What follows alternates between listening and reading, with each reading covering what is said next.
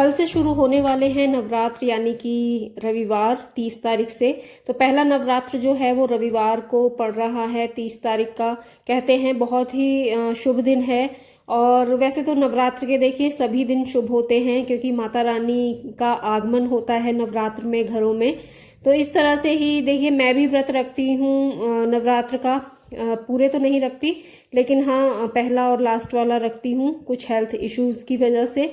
तो किस तरह से रहती है मेरी नवरात्र की तैयारी और माता रानी का श्रृंगार और पूजा और साथ में डेकोरेशन जो मैं माता रानी की चौकी की करती हूँ वो किस तरह से करती हूँ।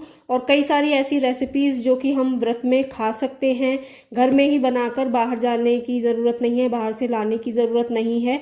और क्या क्या सावधानी हमें बरतनी है वो सब आज आपके साथ शेयर कर रही हूँ। तो देखिए सबसे पहले तो पूजा में जो यूज़ होता है वो देसी घी यूज़ होता है। और इस देसी घी को मैं घर में ही बनाती हूँ, बाहर से लेकर नहीं आती। और इस घी को पूजा में और अपने खाने में यानी जो भी व्रत का खाना बनता है वो इसी देसी घी में बनता है। और साथ में दोनों टाइम जो दीपक जलता है वो भी इसी देसी घी से ही जलता है। और जो पहला नवरात्र होता है उसमें देखिए कई सारी चीज़ों का इंतज़ाम मैं पहले से ही कर लेती हूँ। जैसे कि जो भी पूजा के बर्तन हैं वो साफ़ कर लेना, फूल ले आना और आम के पत्ते बहुत ज़रूरी होते हैं तो वो भी लाकर पहले से रख लेती हूँ।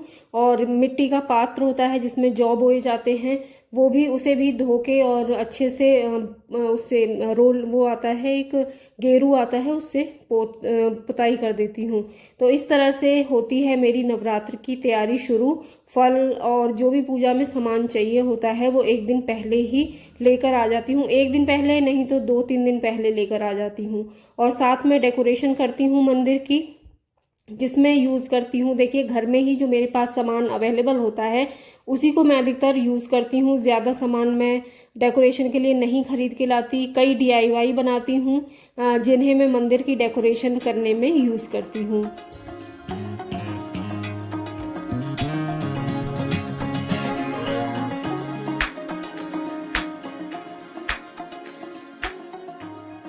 देखिए घर में जो भी हम फेस्टिवल मनाते हैं ना बहुत ही मन से और दिल से मनाना चाहिए। कोई ज़रूरी नहीं है कि आप ढेर सारे पैसे खर्च करें उस त्योहार को मनाने के लिए। आपके घर में जो भी चीज़ें हैं जो हम यूज़ कर सकते हैं अपने फेस्टिवल को या फेस्टिवल में डेकोरेशन के लिए, उन तरह की चीज़ों को हमें यूज़ करना चाहिए। और देखिएगा आप भी ना जब ढूंढने निकलेंगे ना घर में कि देखते हैं हमारे पास क्या क्या चीज़ें हैं जिनसे हम घर को डेकोरेट कर सकते हैं या किसी फेस्टिवल को हम और ज़्यादा अच्छा बना सकते हैं, तो देखिए ज़रूर आपके स्टोर में कई सामान ऐसे निकल आएंगे जिससे काफ़ी अच्छी डेकोरेशन आप अपने घर की कर सकते हैं, मंदिर की कर सकते हैं।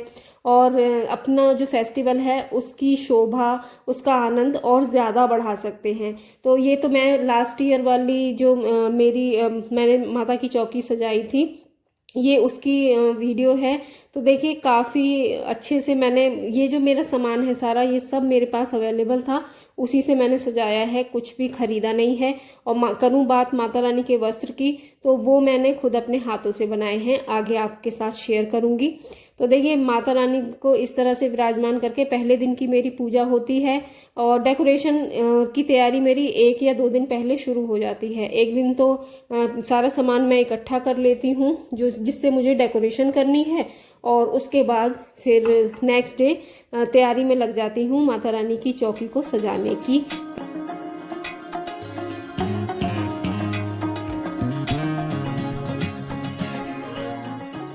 कहते हैं ना कि देखिए भगवान भाव के भूखे होते हैं। आप कितना पैसा खर्च करके डेकोरेशन कर रहे हैं या उस फेस्टिवल को मना रहे हैं ये मायने नहीं रखता। आपका भाव उनके प्रति, आपका स्नेह मायने रखता है कि आप किस तरह से, आप कितना मतलब उन्हें मानते हैं, कितनी उनकी सेवा करते हैं। तो भगवान भाव के भूखे होते हैं, माता रानी भाव की भूखी हैं। तो ये मत सोचिए कि हमारे पास ज़्यादा पैसा होगा हम जब भी अच्छे से शॉपिंग करेंगे और तब माता रानी की चौकी सजाएंगे, ऐसा कुछ नहीं है। जितना आपका सामर्थ्य हो आप उस हिसाब से अपनी नवरात्र की पूजा हो, डेकोरेशन हो या और भी कोई फेस्टिवल हो उनकी तैयारी आप कर सकते हैं अपने बजट में रहकर।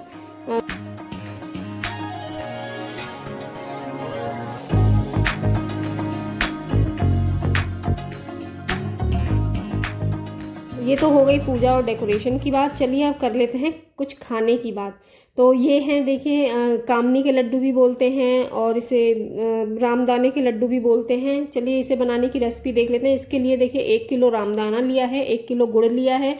कढ़ाई में 1 गिलास पानी में 1 किलो गुड़ डाल के अच्छी एक तार की चाशनी बना लेनी है। फिर रामदाना जो आता है ये भुना हुआ आता है, तो बस इसे डालना है, अच्छे से मिक्स करना है।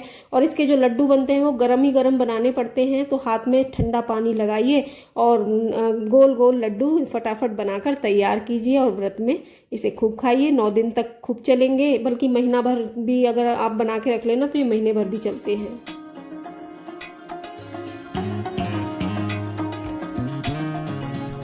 और खाने में बहुत टेस्टी होते हैं, और आपने अगर 2 लड्डू खा लिए तो आपको काफ़ी समय तक भूख भी नहीं लगने वाली है। अब चलिए बनाते हैं दूसरी रेसिपी, जो कि बनेगी लौकी के साथ। लौकी की लौंज तो आपने बहुत सुनी होगी, खाई भी होगी। आज बनाते हैं लौकी का रायता, वो भी व्रत वाला। और इसे तो देखिए व्रत में खाएंगे ना तो पेट को भी ठंडा रखेगा और पेट को भर भी देगा। तो इसके लिए लौकी को हमने कट करके छील के उबालने रख दिया है जब तक वो गलती है। और इसके लिए लेंगे हम एक हरी मिर्च। हरी मिर्च व्रत में खाई जा सकती है, इसलिए हरी मिर्च लेंगे, लाल मिर्च का यूज़ नहीं करना है। और साथ में देखिए दही से बनानी है हमें छाछ। तो डेली मैं घर में ही चलाती हूँ, आपके साथ कई बार शेयर किया हुआ है। तो अच्छे से इसकी बना लेनी है छाछ। ज़्यादा पतली नहीं बनानी, थोड़ी सी थिक बनाएंगे, जिससे कि ये रायता जो है ना आप इसे पी ही नहीं, खा भी सकते हैं।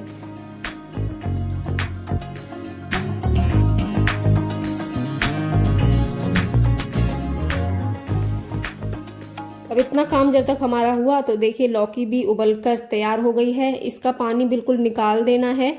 और अब मैं इसे पीसूंगी सिलबट्टे पे। आप चाहें तो मिक्सी में भी पीस सकते हैं, लेकिन सिलबट्टे का टेस्ट बहुत अच्छा आता है। मिक्सी में तो बहुत बारीक, ज़्यादा ही महीन पिस जाती है, जो कि ज़्यादा मतलब उसका टेस्ट नहीं आ पाता। लेकिन सिलबट्टे पे बहुत ही अच्छे से पिस जाती है, ना बारीक ना मोटी। तो इसका जो फ्लेवर होता है ना वो बहुत अच्छे से इन्हेंस होकर आता है इस रायते में। तो देखिए पीस कर लौकी और हरी मिर्च को हमने इसमें डाल दिया है, और साथ में डाला है सेंधा नमक और जीरा पाउडर। और इसमें थोड़ा सा मैं डालूंगी जो जीरा होता है उसे मैंने देखिए फ्राई पैन में थोड़ा सा भून लिया है, और वो उसके भी साबुत पीस ही मैंने इसमें डाले हैं, क्रश नहीं किया है। तो इसका टेस्ट बहुत अच्छा आता है। आप भी व्रत में इसे बना के खाइएगा। ये है व्रत वाला रायता। और साथ में बनाती हूँ मैं इस तरह से देखिए आलू बॉईल करके, और इसमें चीनी और घी में फ्राई कर लेती हूँ आलूओं को, और इससे बन जाता है बहुत ही टेस्टी देसी घी का आलू का हलवा।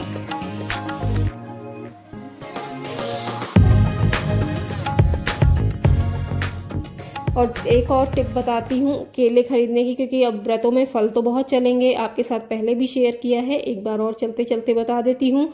देखिए केले जो आते हैं जब नवरात्र होते हैं ना तो ढेर सारे केले मार्केट में होते हैं, क्योंकि डिमांड बहुत ज़्यादा होती है।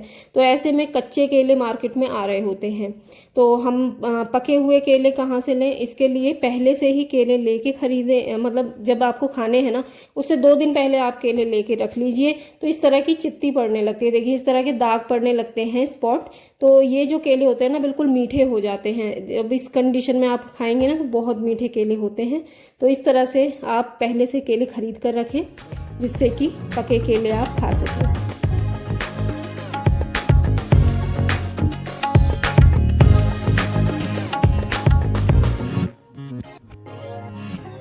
और नेक्स्ट है देखिए ये जो आप देख रहे हैं ये है कूटू की मींग।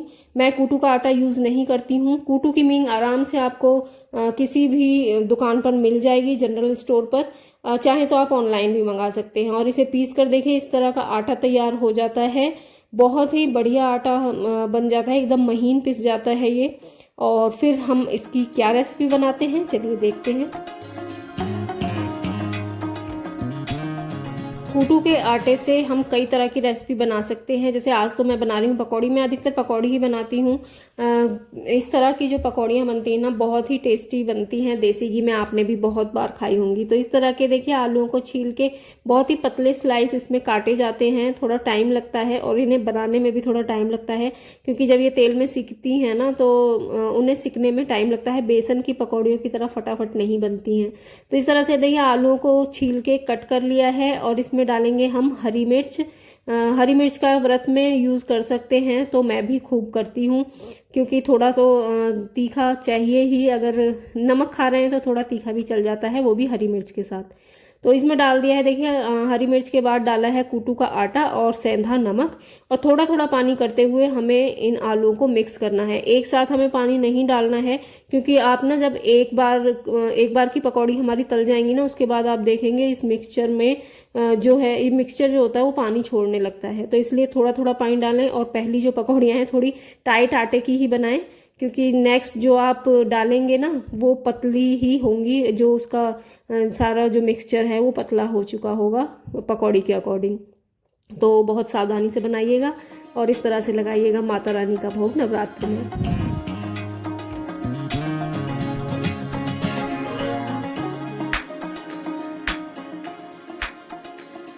और मीठे में हम देखिए इस तरह की बना सकते हैं कतली। इसकी रेसिपी मेरे चैनल पर ऑलरेडी है, आप जाके चेक कर सकते हैं। ये अधिकतर हमारे यहाँ जन्माष्टमी पर बनाई जाती हैं। ये मेवे और मावा, मेवा और चीनी इन्हीं की बनती है। बहुत ही टेस्टी बनती है और ये भी काफ़ी दिनों तक चलती है। तो इसे भी आप एडवांस में बनाकर नवरात्र में रख सकते हैं और नवरात्र में इसका आनंद ले सकते हैं। तो देखिए मेवा है तो ताकत की भी चीज़ है, और मिठाई की मिठाई हो जाएगी, और व्रत में आराम से आप इसे खा सकते हैं।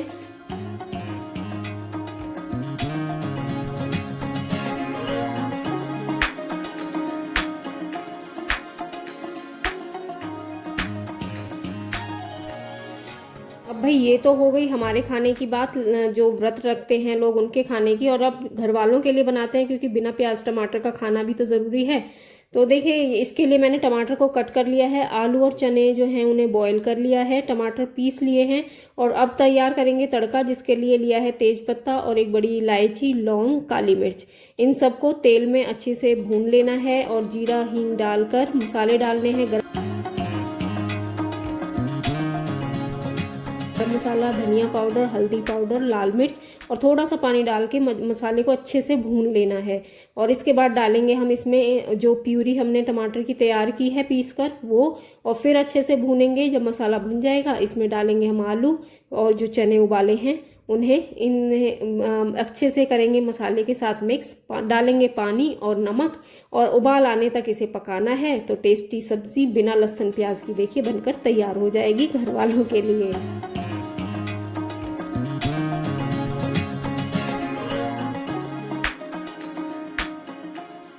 चलिए बढ़ते हैं नेक्स्ट रेसिपी की तरफ। तो देखिए शिमला मिर्च के जो बीज हैं वो निकाल लिए हैं, धो लिया है। आलू उबले हुए लिए हैं और तेल हमने गरम किया, इसमें हींग जीरा डाल दिया है।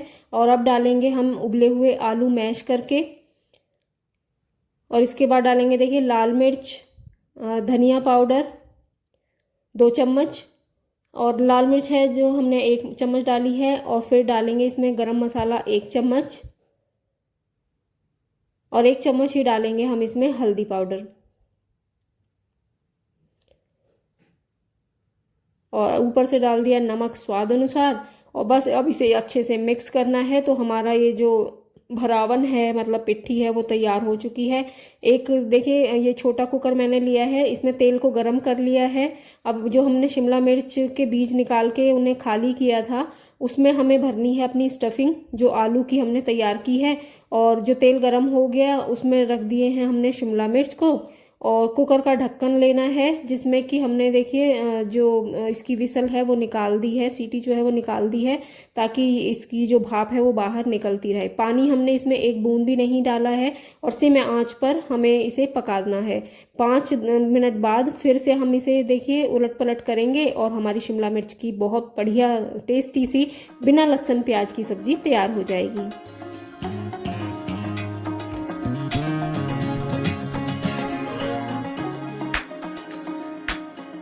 अपनी कुछ पुरानी वीडियोस से मैंने ये एक वीडियो तैयार किया है ताकि इससे आपकी कुछ हेल्प हो सके, और मैं किस तरह से नवरात्र की तैयारी करती हूँ और कौन कौन सी रेसिपीज़ नवरात्र में बनाई जा सकती हैं, कुछ व्रत वाली और कुछ जो परिवार के लिए हम बिना लहसुन प्याज की तैयार कर सकते हैं।